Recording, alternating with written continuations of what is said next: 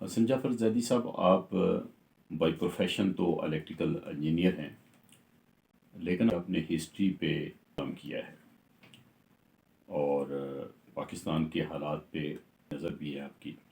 مشرقی پاکستان جو پاکستان کا کبھی حصہ تھا، جس کو مغربی پاکستان کے لوگ بوجھ سمجھتے تھے، آج وہ بہتر معاشی حالت میں ہے۔ پاکستان کیوں نہیں سنبھل پا رہا؟ دیکھیے، مشرقی پاکستان میں ایک تو فیوڈل کلاس نہیں تھی۔ وہاں کی جو سوسائٹی ہے براڈلی وہ ایک طرح کی مڈل کلاس یا لوور مڈل کلاس یا پیزنٹری ہے۔ تو ان میں اس طرح کے فیوڈل آٹوکریٹک بیسڈ جو ایک ڈسپوٹک آرڈر ہوتا ہے وہ نہیں ہے۔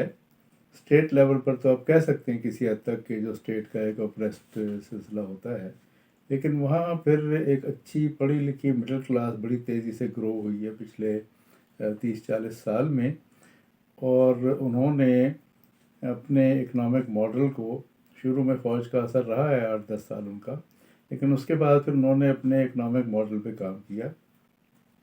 خاص طور سے انہوں نے جو چھوٹے قرضے دینے کی اسکیمیں شروع کیں، خواتین کو انہوں نے اپلفٹ کیا، خواتین کو انہوں نے اپنے پروڈکشن کا جو پروسیس ہے پروڈکٹیو فورس کے طور پر اس کو انہوں نے اس میں انوالو کیا، جس کی وجہ سے وہ پھر اپنی ایکسپورٹ انہوں نے بڑھائی، خاص طور سے گارمنٹس میں اور بہت ساری چیزوں میں۔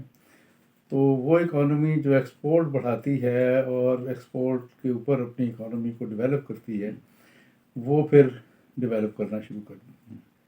اس زمانے میں یہ تھا کہ اس وقت بھی ان کا جو را مٹیریل ہے بہت بڑا جوٹ کی شکل میں، پرسن جسے ہم کہتے تھے، وہ بڑا اچھا ایکسپورٹ کا پروڈکٹ تھا، لیکن اس سے حاصل ہونے والی آمدنی جو تھی وہ مشرقی پاکستان کے لوگوں پہ خرچ نہیں ہوتی۔ وہ جو مجیب کہتا تھا کہ مجھے اسلام آباد کی سڑکوں سے پرسن کی بو آتی ہے، وہ ٹھیک کہتا تھا کہ وہ یہاں پہ خرچ ہوتی تھی۔ تو وہ اپنا حصہ مانگتے تھے کہ ہمیں جو ایکسپورٹس ہماری ہیں ان پر بیس جو آمدنی ہے وہ آپ ہمارے اوپر خرچ کریں۔ تو بعد میں پھر ظاہر ہے کہ جب وہ اپنے ریسورسز کو ڈیولپ انہوں نے کیا، انہوں نے جو ہیومن ریسورس ہے جس میں اسپیشلی خواتین کو، تو اس سے پھر ان کی ایکسپورٹس میں اضافہ ہوا، اور ایکسپورٹس میں اضافے کی وجہ سے ان کی معیشت اب بہت بہتر ہے۔ یہاں یہ کام نہیں ہوتا انفارچونیٹلی۔ پاکستان کے بعد جب اپنا کانسٹیٹیوشن بنایا تو اس میں کیا کوئی خاص تبدیلیاں لے کے آئے ہیں؟ وہ کیا بہتری لے کے آئے ہیں جو پاکستان مغربی پاکستان کے حصے میں نہیں ہے؟ جی ہاں، ایک تو ان کا کانسٹیٹیوشن جو ہے وہ سیکولر ہے، اور اس میں بہت ساری جو ریلیجیوسٹی ہمارے کانسٹیٹیوشن میں ہے وہ ان کے کانسٹیٹیوشن میں نہیں ہے۔ تو یہاں جو 73 کا آئین بنا اور جو وہاں اسی زمانے میں ان کا آئین بنا، اس میں یہ چند چیزیں ہیں جو ایک خاص فرق ہے ہمارا اور ان کا۔ یعنی ہم یہ کہہ سکتے ہیں کہ پاکستان کی ترقی میں ایک بڑی ہرڈل ریاسٹی ہے جو کانسٹیٹیوشنلی سپورٹڈ ہے۔ ہاں بالکل، آپ کہہ سکتے ہیں کہ یہاں جو تعلیمی اداروں میں، تحقیقی اداروں میں، معاشرے میں، سماج میں جو ایک